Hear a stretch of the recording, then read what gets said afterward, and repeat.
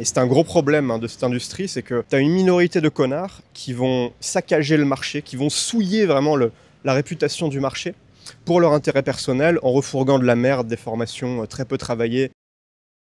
Alors, est-ce que ça marche encore de vendre des formations en ligne en 2025 ? Moi, j'en ai lancé plus de 50 des formations depuis 2016, donc c'est un marché que je connais très bien. Et j'ai vu évidemment ce marché évoluer, j'ai testé énormément de choses moi-même, j'ai vu plein d'autres entrepreneurs, infopreneurs on va dire, lancer leurs formations et avoir plus ou moins de succès. Aujourd'hui on va parler de ça. Est-ce qu'aujourd'hui ça vaut le coup de se lancer dans le business de la formation en ligne ? Est-ce qu'il y a encore autant d'argent aujourd'hui qu'il y a 5 ans, il y a 10 ans, il y a 20 ans ? Est-ce que c'est encore en croissance ? Peut-être que tu te poses ces questions parce que soit tu lances ton activité, soit tu as déjà une activité, mais peut-être tu veux faire des infoproduits à côté, tu as des compétences que tu aimerais transmettre à tes clients, disons de manière simple, avec une petite formation par exemple. Ce que je vois, en tout cas personnellement, c'est que le marché a énormément pris en maturité. Quand moi je me suis lancé, dans l'inconscient collectif, les vendeurs de formation, c'était pas du tout la même chose. Je me rappelle très bien, quand j'ai lancé ma première formation, c'était une formation sur l'arrêt du tabac, parce que moi-même j'avais arrêté de fumer en utilisant la programmation neurolinguistique. Et j'avais fait une petite formation à 27 balles, arrêter de fumer avec la PNL, programmation neurolinguistique. Et je me suis fait traiter d'escroc, je crois, par des gens qui comprenaient pas. Là, mais qu'est-ce que tu fous, mec ? C'est quoi ce truc, la formation en ligne ? C'est forcément de l'arnaque. C'est simplement vendre une formation, on s'en fout de ton produit, on va même pas voir s'il est bien. C'est de l'arnaque. Formation en ligne égale arnaque. Ça, c'était en 2016, quand je me suis lancé. Aujourd'hui, le marché a beaucoup évolué. Aujourd'hui, les gens ont compris que, même s'il y en avait beaucoup qui abusaient, c'est vrai. Et c'est un gros problème de cette industrie, c'est que tu as une minorité de connards qui vont saccager le marché, qui vont souiller vraiment la réputation du marché pour leur intérêt personnel en refourguant de la merde, des formations très peu travaillées, qui n'apportent pas de résultats aux clients à des tarifs exorbitants, souvent plusieurs milliers d'euros. Et forcément, les gens ne sont pas contents. Ça se comprend. Mais sauf que ces gens-là représentent une minorité. Et à côté de ça, il y a une majorité silencieuse qui fait du bon travail, leurs clients sont contents. Mais tu sais comment ça se passe, un client pas content fait toujours plus de bruit qu'un client content. Et donc, à cause de cette bande de pingouins, la réputation du marché aujourd'hui est souillée.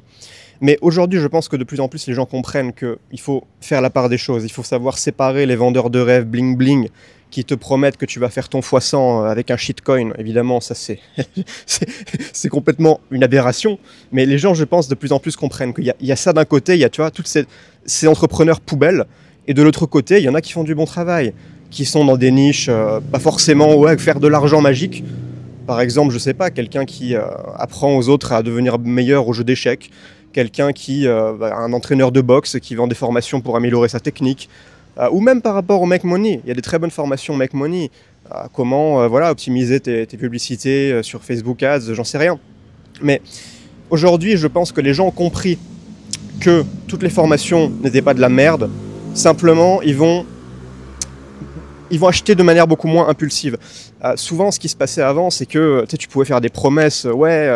Tu vas devenir riche en 30 jours, tu vas faire 10 000 euros par mois. Aujourd'hui, ça marche plus. Ça marche plus. À moins que tu aies un mécanisme unique, très précis, spécifique. Mais dans la plupart du temps, de toute façon, promettre aux gens qu'ils vont gagner de l'argent sans travailler, sans fournir d'efforts, facilement, rapidement. De toute façon, c'est un red flag, ça. De base, c'est un red flag. Mais passons.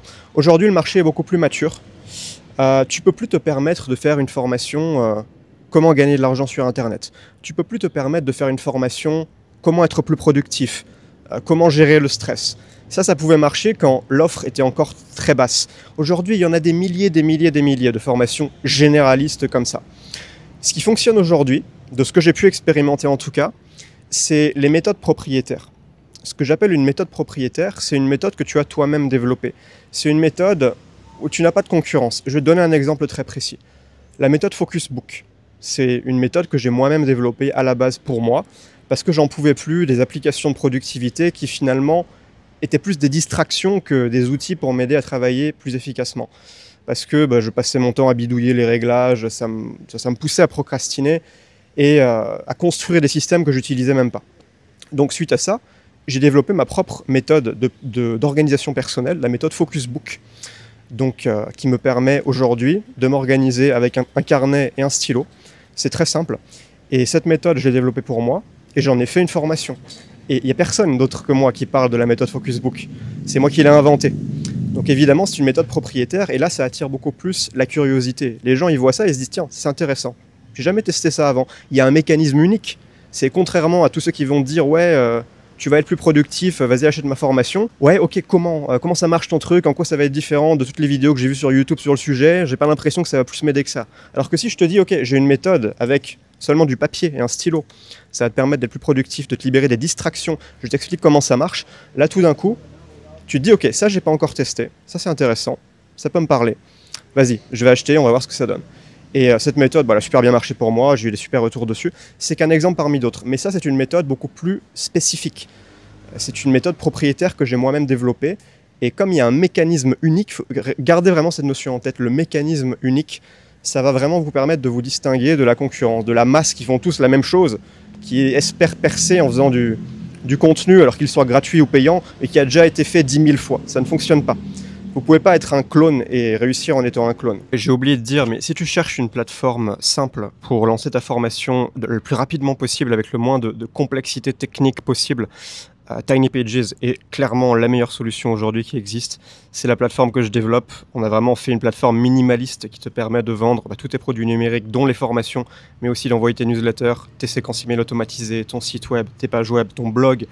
Et tout ça, tu peux le tester gratuitement. Lien en description pour tester Tiny Pages. On se retrouve tout de suite pour la suite de la vidéo. La deuxième chose importante, c'est de considérer les tendances. Je vais te donner encore un exemple personnel. Avril, je crois, 2022, j'ai lancé une formation qui a pour moi cartonné. J'ai battu tous les records. C'est la bourse facile. Donc c'était une époque où la bourse, c'était encore un sujet un peu obscur pour monsieur et madame tout le monde. Et en même temps, il commençait à y avoir une vague de gens qui parlaient de la bourse, que voilà, c'était intéressant, placement à très long terme, que vous pouviez faire grossir votre capital comme ça de manière passive avec des placements sécurisés dans des ETF par exemple, choses comme ça. Et il n'y avait pas encore beaucoup de connaissances comme aujourd'hui. Aujourd'hui, YouTube s'est inondé de vidéos finance, ça cartonne. Allez voir la niche finance sur YouTube, ça fait des centaines de milliers de vues. C'est impressionnant. Mais moi, quand j'ai lancé ma formation, la bourse facile, le timing était parfait. C'est une formation que j'ai lancée à 100 balles, j'en ai vendu 350 en 5 jours. J'ai fait 35K. Et c'était bien au-dessus de mes chiffres habituels. D'habitude, à cette époque-là, je sais pas, je lançais une petite formation développement personnel, ça faisait 10-15K sur le lancement, ce qui est déjà bien. Mais là, tout d'un coup, je fais 3 fois plus que d'habitude. Donc je me dis, putain, c'est incroyable. Et ce dont je me suis rendu compte plus tard, c'est que le timing était parfait. Parce que forcément, quand je lance une formation, la première fois, ça fait plus de ventes. Mais après, je vais aussi la relancer 1 an plus tard, 2 ans plus tard, avec une promo, je remets le tarif lancement. Et souvent, ça marche ou ça marche pas, ça dépend. Mais pour la bourse facile, ça a beaucoup moins marché, par exemple, 2 ans après, quand je l'ai relancé, parce qu'à ce moment-là, le marché avait beaucoup pris en maturité. Le timing n'était plus bon. Donc il y a vraiment cette notion de timing. Pareil avec ma formation, alors ça c'était mon plus gros lancement de tous les temps, Shorts Domination. J'ai fait 110 000 euros ou 115 000 euros sur un mois quand j'ai lancé cette formation-là. Et forcément, le timing était parfait. C'était en train de monter en popularité, les shorts. Moi-même, je venais de faire 40 millions de vues en 30 jours avec mes propres shorts. Il y avait une grosse hype, non seulement autour du format, mais aussi autour de mes propres vidéos. Forcément, j'avais une légitimité de ouf. Si j'avais attendu 6 mois, je pense que j'aurais fait 2 fois moins d'argent sur ce lancement. C'est pour ça que j'ai autant charbonné. J'ai perdu 7 kilos en quelques mois, là, parce que je faisais que travailler. J'ai fourni un taf énorme pour lancer cette formation le plus vite possible. Et bon, ça a été un pari gagnant, je le referai peut-être pas aujourd'hui, mais tu vois, le timing compte énormément aussi dans le lancement d'une formation. Il y a des sujets aujourd'hui, ça marche plus, ça sert plus à rien. Tu vas pas te lancer de zéro sur YouTube et espérer gagner ta vie. J'avais un mec en call l'autre jour, il me disait, ok, ouais, qu'est-ce que tu penses de mon idée de business? Je voudrais faire une formation de sport pour aider les gens à se mettre au sport. Je lui dis, ok, tu peux être plus précis? Il me dit, voilà, moi je fais du sport depuis longtemps, je sais qu'il y a des gens autour de moi qui me demandent des conseils. Donc voilà, petite formation pour les aider à se mettre au sport. Je pense que je vais faire des ads. Ça peut marcher, quoi. Et le mec, il croyait, quoi. Enfin, je veux dire, je jette pas la pierre. Tu vois, évidemment, quand tu te lances là-dedans, tu n'y connais rien. Mais tu peux pas aujourd'hui, avec quelque chose d'aussi généraliste, d'aussi vu et revu. Enfin, si tu veux, le fitness aujourd'hui, c'est toujours une très bonne niche. Mais il faut avoir une approche spécifique. Il faut cibler un segment précis du marché. Par exemple, je sais pas, les femmes de plus de 50 ans, tu vas les aider avec telle méthode précise à perdre 10 kilos de gras en X mois. Là, c'est de la spécificité. Et là, on peut te croire beaucoup plus facilement que juste te mettre au sport. Et je lui demande, mais à qui tu t'adresses? Il sait, bah, je sais pas, les gens qui veulent se mettre au sport, quoi. Tu vois? Bon, voilà, je pense que tu comprends. Il y a des sujets qui aujourd'hui, ça sert à rien d'insister. Tu vas pas pousser le bouchon.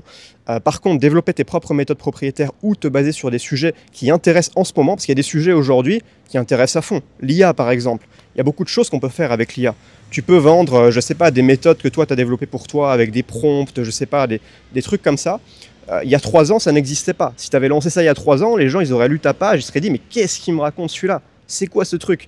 Donc, il faut bien comprendre les tendances aussi, savoir analyser la météo du marché, comprendre ce que les gens veulent. Évidemment, ça va être spécifique à chacun d'entre nous. Toi, tu as ton audience qui n'est pas la même que moi. On a tous notre domaine. Mais finalement, la conclusion, c'est... Est-ce que tu as vraiment besoin... Alors, ça dépend. Si tu te lances aujourd'hui, je dirais que tu n'as pas forcément besoin de te lancer avec des formations. Commence avec du coaching. Parce que le coaching, ça va te permettre de commencer à faire de l'argent avec une offre beaucoup plus modulaire, où tu vas pouvoir s'adapter aux clients et commencer à vraiment comprendre quels sont leurs besoins. Parce que lancer une formation un peu dans le vide, ouais, je fais 150 vues sur mes vidéos, j'ai des petits commentaires de temps en temps, j'ai 100 inscrits à ma liste email. Là, c'est comme si tu tirais avec un fusil sniper, mais sans la lunette qui te permet d'être précis. Donc forcément, tu vas rater, quoi. Enfin, tu as beaucoup plus de chances de rater que de taper juste. Alors que si tu prends le temps de parler aux humains et être payé pour ça, tu vois, il n'y a pas de souci, lancer de l'accompagnement individuel, ça va te permettre de mieux comprendre et ensuite de pouvoir beaucoup mieux viser quand tu lanceras une formation. Parce que tu sais qu'il y a vraiment des humains qui connaissent ces problèmes-là. Ça aide aussi si toi-même tu as connu ces problèmes-là. Maintenant, si jamais tu veux lancer une formation et que tu connais déjà très bien ta cible, là, vas-y, mais pense déjà à résoudre un problème vraiment douloureux, avoir une méthode propriétaire si possible, ou au moins avoir quelque chose de crédible, quelque chose qui se différencie de la concurrence. Et puis, est-ce que là en ce moment c'est le bon timing pour lancer cette offre? À toi de répondre à cette question. Si tu veux suivre les coulisses de mon business en ligne minimaliste, tu as mon canal Telegram, tu peux me rejoindre, je publie régulièrement des exclusivités dessus, je te mets le lien en description. Allez, je vous fais des bisous, je vous dis à la prochaine, c'était Emilio, ciao.